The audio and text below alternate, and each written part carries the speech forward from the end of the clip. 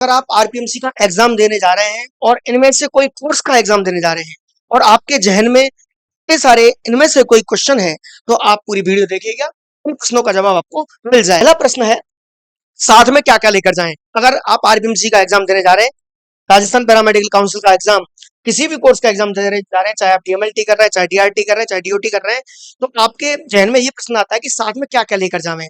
तो सबसे पहली बात है, साथ में लेकर जाएं, नंबर 1, आप एडमिट कार्ड। आपको जो प्रवेश पत्र मिला है एग्जाम का आपके कॉलेज से, वो जो एडमिट कार्ड है उसको जो है आप साथ में लेकर जावें। नंबर दूसरा है, एडमिट कार्ड के अलावा आपकी कॉलेज से जो मिला आईडी कार्ड है, आईडी कार्ड है वो जो है आप साथ में लेकर जाएं। Admit card, ID card. Pen की बात आती है, आप पेन, दो तरह के पेन लेकर जावें। कौन कौन से कलर के?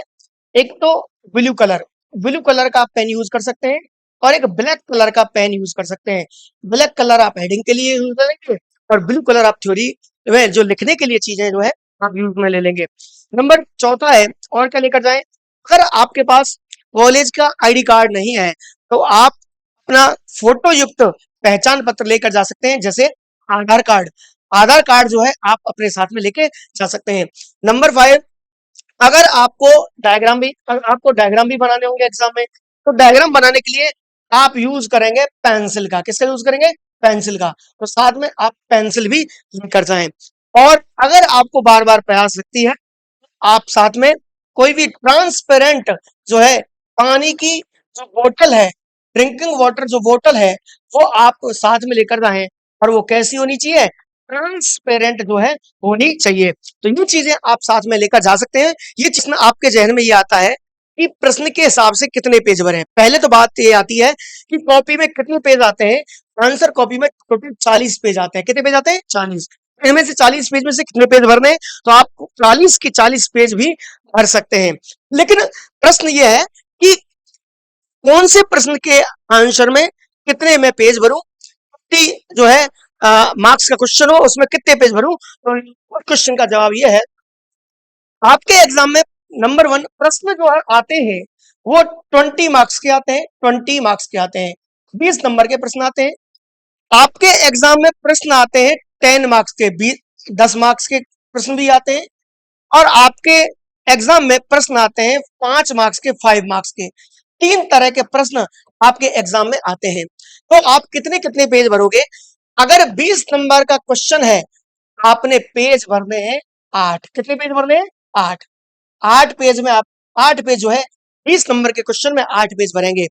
अगर प्रश्न आता है 10 नंबर का, कितने नंबर का? 10 नंबर का, तो आप पेज भरेंगे कितने? पेज भरेंगे 4। कितने पेज भरेंगे? 4 पेज। आप पेज भरेंगे 4। यही अगर बात आती है 5 नंबर का प्रश्न आता है, तो आप 2 पेज भरेंगे। कितने पेज भरेंगे? 2 पेज।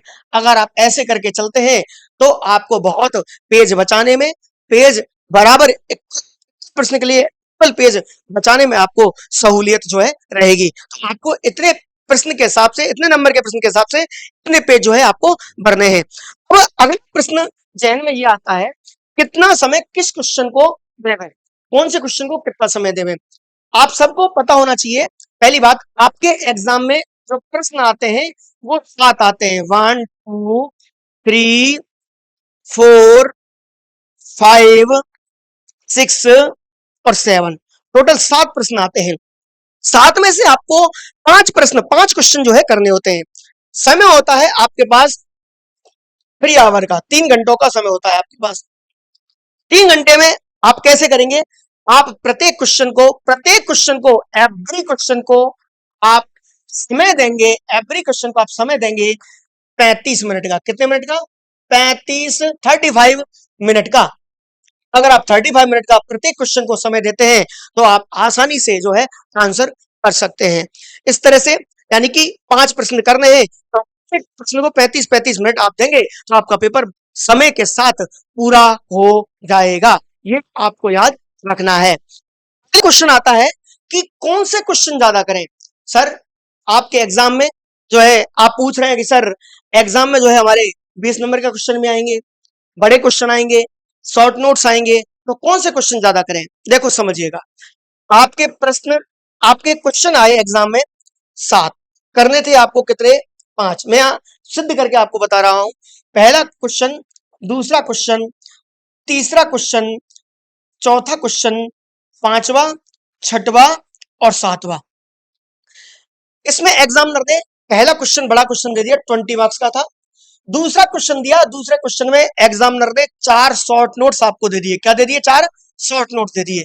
और चारों शॉर्ट नोट्स 5-5, 5-5 मार्क्स के हैं। चारों शॉर्ट नोट्स, चारों शॉर्ट नोट्स है वो 5-5 मार्क्स के हैं। ऐसे ही तीसरा क्वेश्चन एग्जामिनर ने बड़ा दे दिया 20 नंबर का। और ऐसे ही चौथा क्वेश्चन एग्जामिनर ने शॉर्ट नोट्स दिया, उसमें 4 शॉर्ट नोट्स दिए। प्रत्येक शॉर्ट नोट्स 5-5-5 मार्क्स का है। ये भी 20 नंबर का क्वेश्चन है, ये भी 20 नंबर का बड़ा क्वेश्चन है, ये भी 20 नंबर का बड़ा क्वेश्चन है। आपने करने हैं इनमें से कौन से क्वेश्चन? तो जितना मुझे लगता है आपको शॉर्ट नोट्स को पहले चूज करना चाहिए। आप जो पहला क्वेश्चन जो बड़े नंबर 20 नंबर का है, इसको आप करोगे, इस आंसर को अगर आप करोगे तो एग्जामिनर आपको 10 से 12 नंबर या 13 नंबर देता है। आप कितना भी अच्छा कर ले 13-14 तक आपको नंबर मिलेंगे। लेकिन शॉर्ट नोट्स को आप करते हैं तो प्रत्येक शॉर्ट नोट्स में 2-2 पेज भरते हैं, तो आपको कंफर्म है 4-4 नंबर तो आपको पक्का मिलेंगे। 4-4 नंबर आपको पक्का मिलेंगे। इसका मतलब है अगर अगर शॉर्ट नोट्स वाले को करते हैं तो आपको 16 नंबर मिलते हैं, और बड़े क्वेश्चन को करते हैं तो आपको टोटल कितने नंबर मिलते हैं? 12 या 13। शॉर्ट नोट्स वाले को करोगे तो ज्यादा नंबर मिलते हैं, और बड़े क्वेश्चन को करोगे तो नंबर कितना है? कम मिलते हैं। ठीक है। बात आती है आपके अगला क्वेश्चन कि किसी शॉर्ट नोट्स का आंसर आपको ना आए तो क्या करें। पहली बात, एग्जाम में एक भी क्वेश्चन छोड़ के नहीं आना है। कुछ भी करके, कहीं से भी करके आपको आंसर लिखना है और कुछ भी लिख के आना है, क्योंकि एग्जामिनर खाली कॉपी में नंबर नहीं दे सकता है, तो कॉपी भर के आनी है। पहली बात, कुछ भी लिखो आपको लिख के आना है। यह बात आपको कंफर्म याद रखनी है। बात आती है कि मैं आ, दूसरा नंबर क्वेश्चन पहले कर सकता हूं, तो मेरा तो आपको यही सलाह है, आप क्वेश्चनों को सीरियल वाइज करें। पहला पहले स्थान पर, दूसरा तीसरा चौथा, उस हिसाब से आप क्रमानुसार जो है क्वेश्चन के आंसर देवें। इस तरह से आप आंसर दे सकते हैं।